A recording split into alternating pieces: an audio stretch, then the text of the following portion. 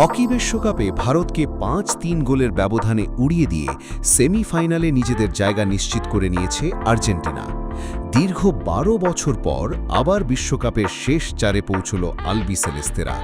অন্যদিকে এই পরাজয়ের সঙ্গে সঙ্গে টুর্নামেন্ট থেকে ছিটকে গেছে ভারত।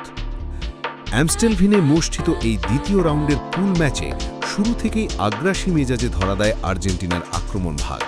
প্রথম মিনিটে জোয়াকিম তোস্কানির দুর্দান্ত গোলে এগিয়ে যায় আর্জেন্টিনা। এরপর ষষ্ঠ মিনিটে নিকো দেল্লা তোরে ব্যবধান ২-০ করেন।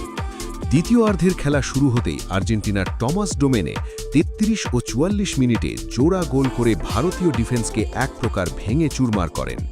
৫৩ মিনিটে তোস্কানি নিজের দ্বিতীয় গোলটি করে আর্জেন্টিনা দলকে ৫-০ ব্যবধানে এক বিশাল লিড এনে দেন।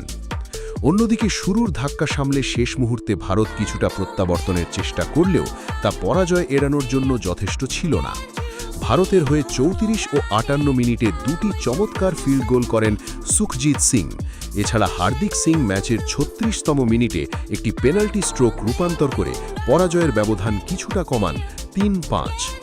পরপর কয়েকবার সুযোগ তৈরি করলেও ডিফেন্সের দুর্বলতা এবং আর্জেন্টিনার পরিকল্পিত আক্রমণের মুখে ভেস্তে যায় ভারতের জয়ের স্বপ্ন। অন্যদিকে ১২ বছর পর ইতিহাস পুনরায় তৈরি করে হকি বিশ্বকাপের সেমিফাইনালে পা রাখল আর্জেন্টিনা।